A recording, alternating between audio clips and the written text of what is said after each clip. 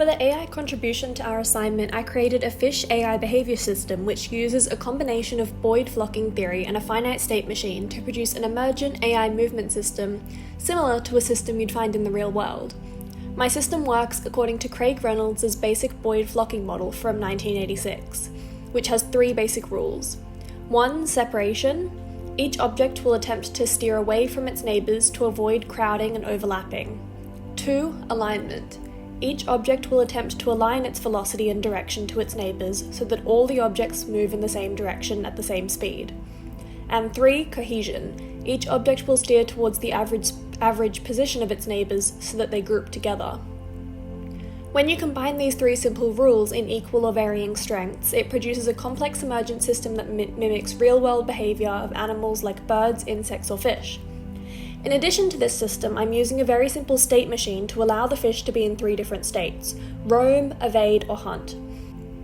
I also created subclasses of different fish that inherit from this base fish class, with each subclass having variations in which fish they view as prey and predators and some variations in speed. The different types of fish are determined by an enumerator which contains 14 different fish types. These 14 types interact with one another depending on the type of the fish surrounding them, schooling with fish of the same type as them and hunting fish they deem prey, while also evading fish that they see as predators. For example, sailfish are programmed to hunt parrotfish, and parrotfish are programmed to evade sailfish. You can see me now flicking through some of the different subclasses where I have the type-specific behaviour declared.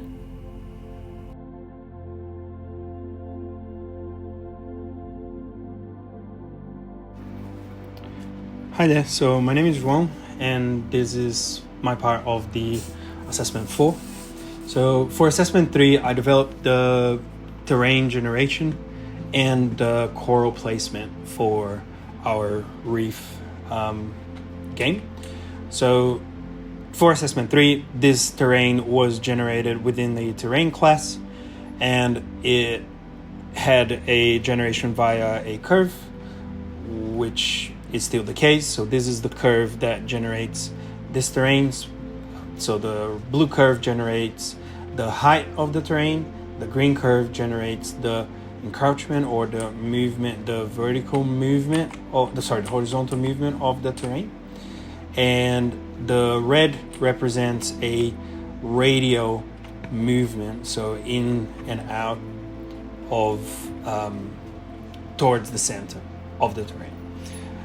This hasn't changed, so what changed from this to assessment 4 is that now this entire thing runs on a editor subsystem, entirely independent from actors, and it just runs on a system that can be accessed everywhere. All the calculations are done there, and the environment only calls that subsystem. So when you open the project for the first time, the terrain might not be here. For you to enable it, you need to open the BP environment, so the blueprint of the environment, which is going to be in this level, and you need to regenerate terrain. I'm not going to press the button because that can take like 5 to 10 minutes. So just run that on your computer for you to be able to see the terrain. The terrain is generated on editor, and it does not survive Git at the moment. So that's the reason that you need to regenerate the terrain. Once that is done, it will also generate the corals. Now the terrain will be exactly the same as this one because everything is deterministic.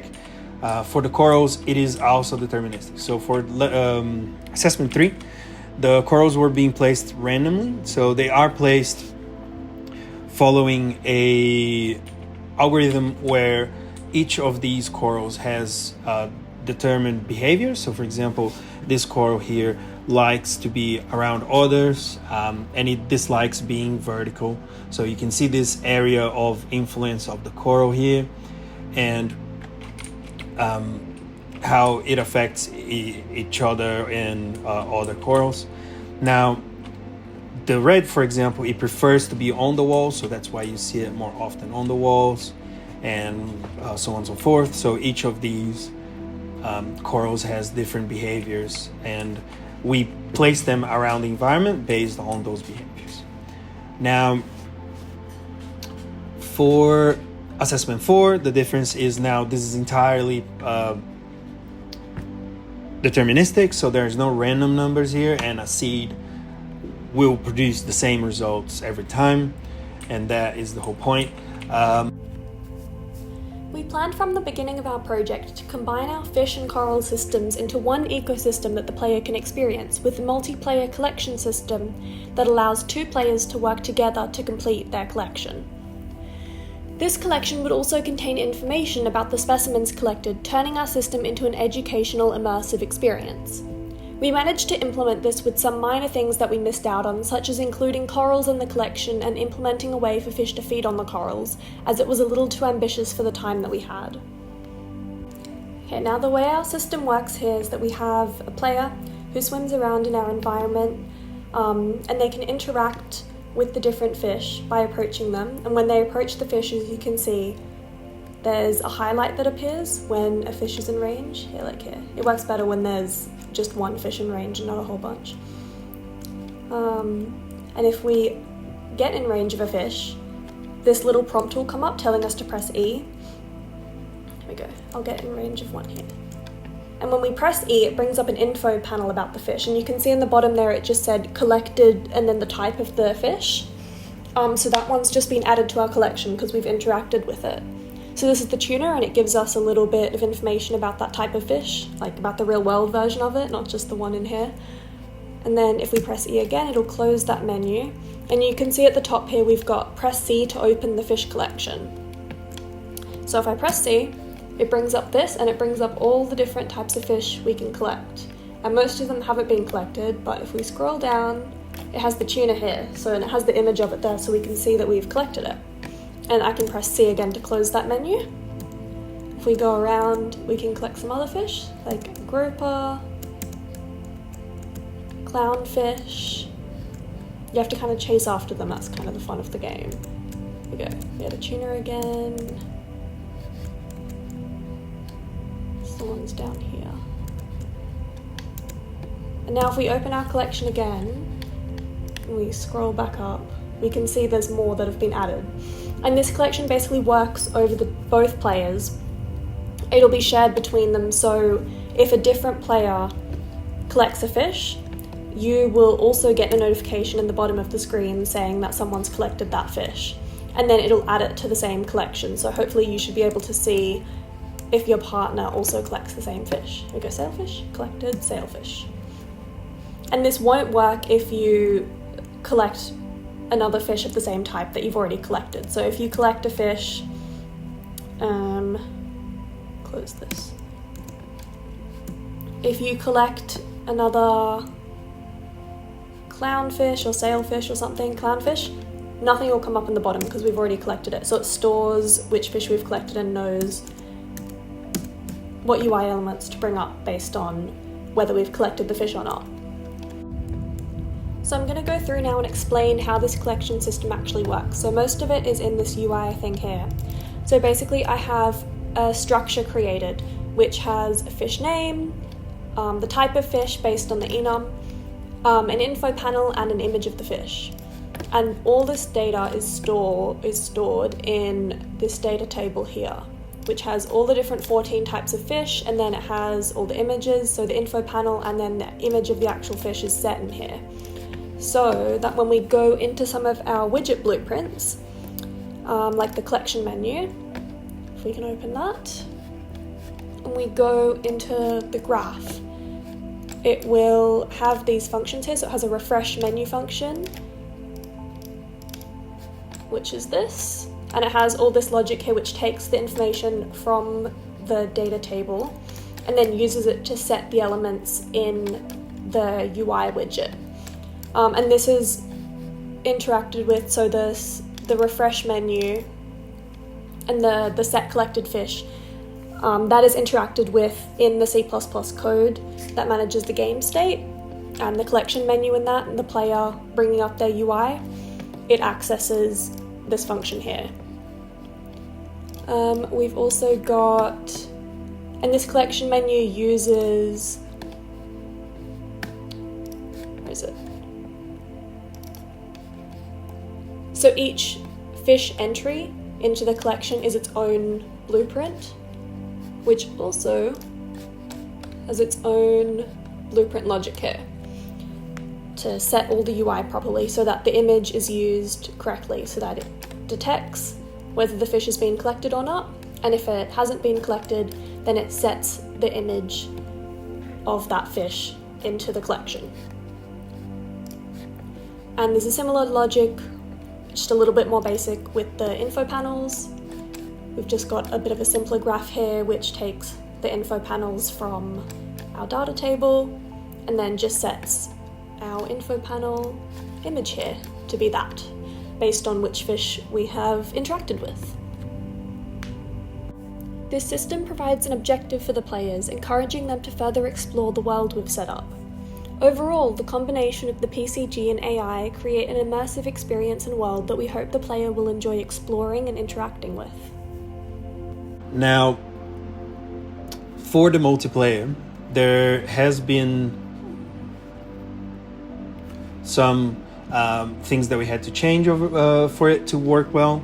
Now, the terrain and the coral generation, that is not a problem that involves multiplayer because everything is static and nothing changes. Now, the fish need to have some more thought. So when we created this multiplayer experience, initially, of course, the fish were not being replicated, their behavior, and that is something that had to be changed and improved so that we could have fish that behave the same no matter what player is looking at them. So now all of these movements from the fish are being replicated by the server, so both clients have the same movement. This does introduce some issues with how they move, and we had to rethink the algorithms and where these things were actually being called and how they the fish behaved, so that the clients could see both. In both clients, they would see the same behavior from the fish. And I'll show you a little bit of the code for everything that I discussed. So let's go through. Right. So as I said, so the terrain is entirely within this terrain and terrain editor subsystem classes. The coral placement is fixed being and fixed being managed editor subsystem. Now, the code, the most important part, I imagine, for the corals would be within the redistribute fixed beings, which is the entry point of this class, and the place beings in the environment. This is where the actual logic to check if a coral should be placed happens. And this is where we have, for example, it checks for flatness of the ground or depth or what's the interaction with others and this kind of stuff. Now for the terrain, the most important thing is the entry, which is here, get terrain. So this will create the terrain if necessary, and it will give you the it will perform all the calculations and generate the triangles. You can check exactly how the triangles are being generated within the generate vertices, and here you have the calculate displacement and all these functions that actually create all of that we saw. This is all again using Perlin noise and curves. Finally, for the multiplayer, what was added was just the multiplayer game mode class and the blueprint and how everything interacts. And that's pretty much it. So that's my part. Thank you. So my individual contributions to the assignment were the player movement and animations, the fish highlighting, when I go into the game and I go near the fish and they highlight when I can interact with them, the UI elements, and then also just the collection system, but I've already explained the UI and the collection, so I'll basically just explain how the highlighting and the player movement works. So the highlighting works in base fish there is a highlight function which is blueprint implementable, and then in each individual blueprint for my fish I basically just have this code copied and pasted, which when this event is called it changes the overlay material of the mesh of the fish, the skeleton mesh, to the highlight material, and then when the condition is false it changes it back to a null value. And I basically just did this because it's very tedious to try and access the specific fish mesh from C++ for each of the different fish. And then that is just called in the player class. So in the player they use a perception radius to, like basically the same as how the fish work to interact with one another. They use the perception radius to detect which fish are in radius of them, and then whichever one's closest to them, that one will be highlighted. And the player movement basically just works by setting the mode to fly, and then I just changed all these values like the speed and the acceleration, and then also changed the input values so that the player can move in all directions based on where they're looking, with my input bindings and the input mappings here, so the look and the move. Besides that, for assessment 4, so my contributions were improving this system, creating both editor subsystems and moving them away from the environment class, and overall I implemented the multiplayer, and I implemented some visual effects and some lighting and the creation of this level and how everything kind of interacts with each other, placing the fish with the environment and preparing everything.